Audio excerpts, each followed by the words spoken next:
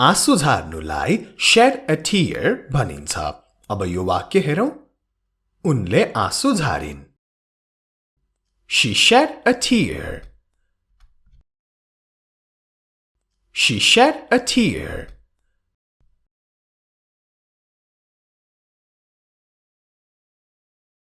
अब यो हेरौं। उनी एक्कासी आँसु झार्दै रोइन्। She burst into tears. She burst into tears. बुझ्नुभयो नि? Burst into tears भनेको एक्कासी रुनु। She burst into tears.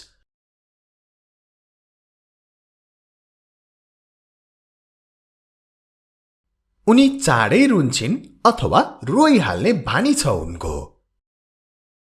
She cries quickly. She cries quickly.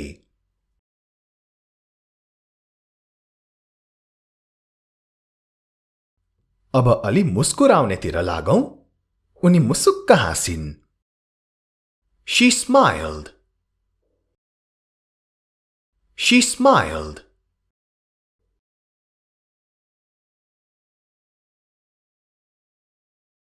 उनी जहिले पनि मुसुमुसु हाँसिरहन्छिन्। She is always smiling. She is always smiling.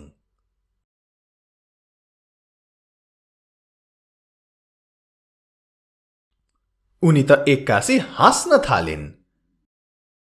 She burst out laughing. She burst out laughing.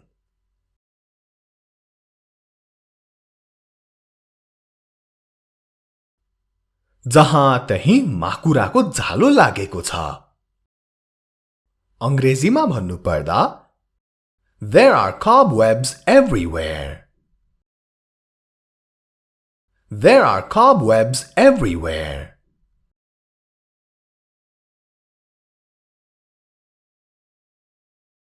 के गर्नु पर्यो त? गएर आफ्नो कोठा सफा गर। Go and clean your room. Go and clean your room.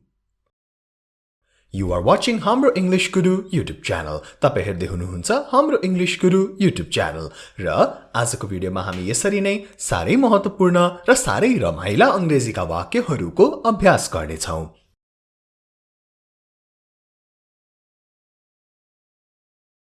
ऊ मसँग हरेक पटक झगडा गर्छ। He fights with me every time. He fights with me every time.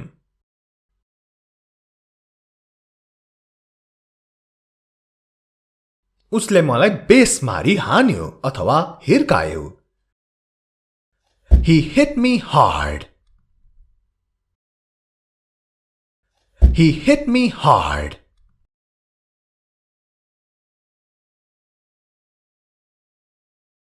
तिमीलाई के भयो? What happened to you? What happened to you?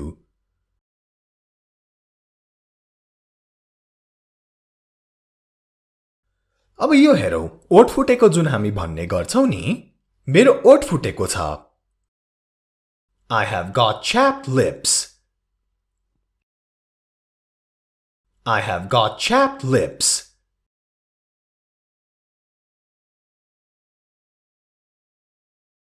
नचली bus. Stay still. Stay still.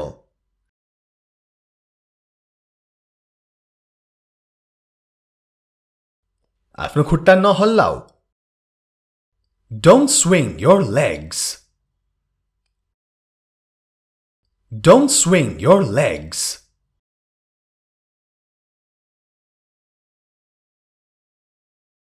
दूध उमाल भनेर अब कसैलाई भन्नु पर्यो।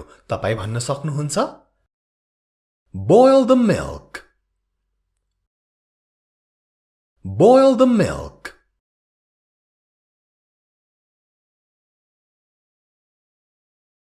अब हामी कहिलेकाहीँ ओहो दूध त फाटेछ भन्ने गर्छौं नि। दूध फाटेछ अथवा दूध जमेछ। The milk has curdled. The milk has curdled.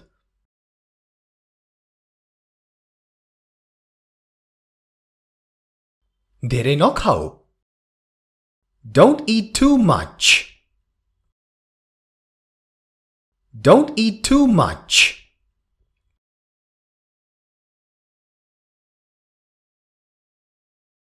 म सक्दो प्रयास गर्नेछु। I will try my best. I will try my best.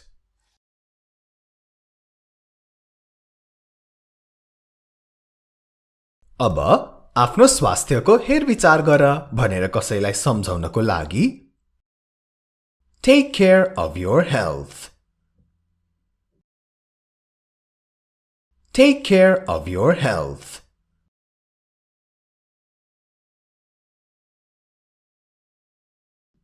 यो तिमीमा भर पर्छ।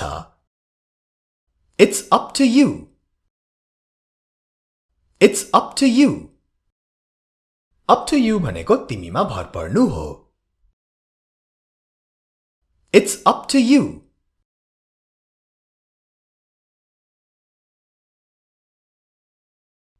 अब यो हेरौं त, म यो सहनै सक्दिन। I can't stand it. I can't stand it. ध्यान दिनुहोला, I can't stand it भन्दा यसको अर्थ लागेको छ म सहनै सक्दिन।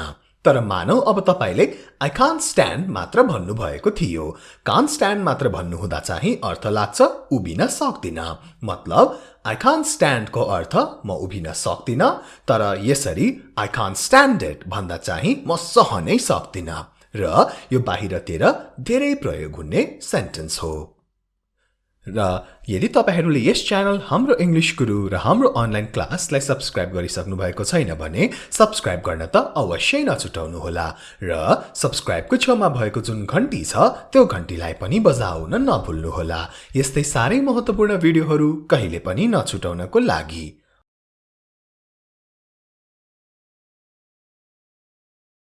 त्यो दिन तिमी किन आएनौ? Why didn't you come that day? Why didn't you come that day?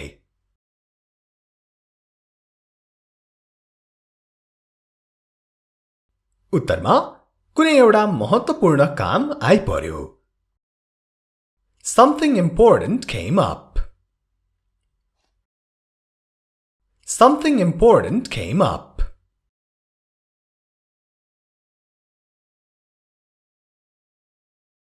ट्याक्सीमा आऊ भन्नलाई Come by taxi. Come by taxi.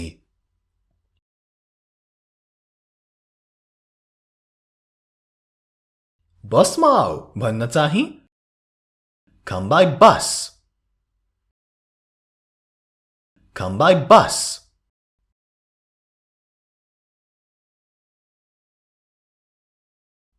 के यो मेरो लागि हो? Is this for me?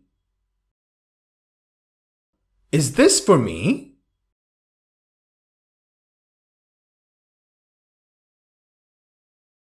मानौ होइन भने यो तिम्रो लागि होइन। This is not for you. This is not for you.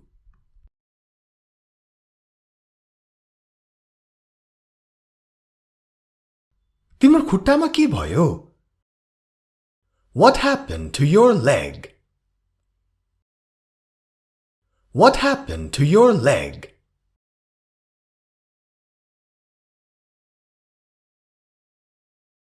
मेरो खुट्टामा चोट लाग्यो। I got hurt in my leg. I got hurt in my leg.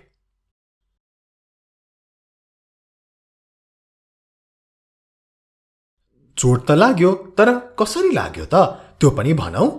म सिडीबाट खसे अथवा भर्याङबाट खसे। I fell off the stairs. I fell off the stairs.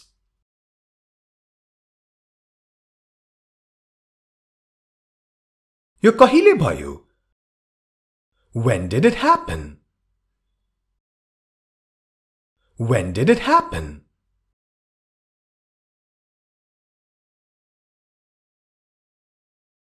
यो अस्तिको दिन भयो. It happened the day before yesterday. It happened the day before yesterday. Day before yesterday भनेको अस्ति. It happened the day before yesterday. Be sure to like and share this video.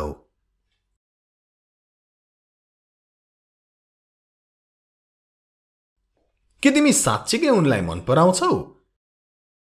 Do you really like her?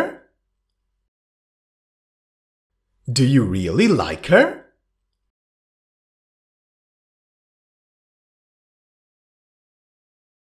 उत्तर हेरौं. मन पराउँछु अथवा मन पराउँदिन. Yes, I do. No, I don't. Yes, I do. No, I don't. यो छोटो उत्तर दिने तरिका हो. यसरी do र don't लगाएर छोटो उत्तर दिन मैले अर्कै भिडियोमा सिकाएको छु. त्यो हेर्न नछुटाउनु होला. यही हाम्रो इंग्लिश गुरु युट्युब च्यानलमा.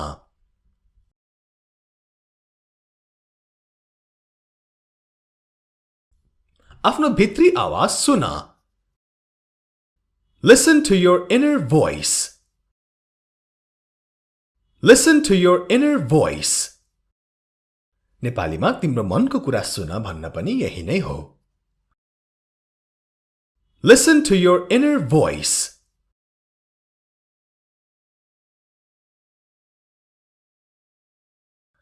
आफ्नो मनको कुरा मान. Follow your heart. Follow your heart.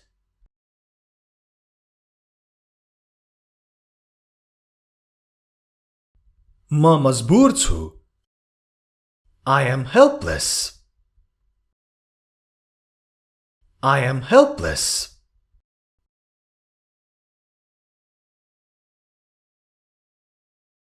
यसलाई कसरी प्रयोग गर्ने?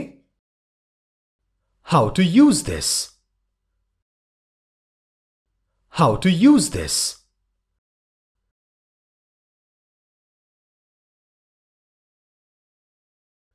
तपाईले पसलेलाई सोध्नु पर्छ. You have to ask the shopkeeper. You have to ask the shopkeeper. Shopkeeper, पसले. You have to ask the shopkeeper.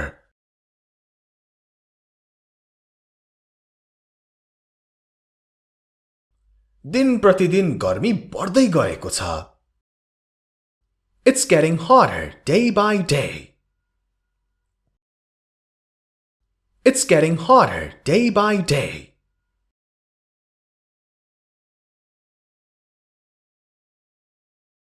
म पसिनाले भिजेको छु. I am wet with sweat. I am wet with sweat.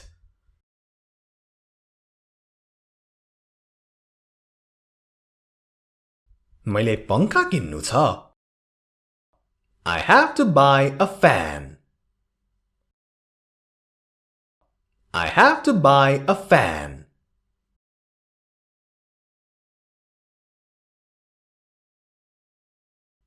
तर त्यो कस्तो महँगो छ. But it's so expensive. But it's so expensive. Expensive, महँगो. But it's so expensive.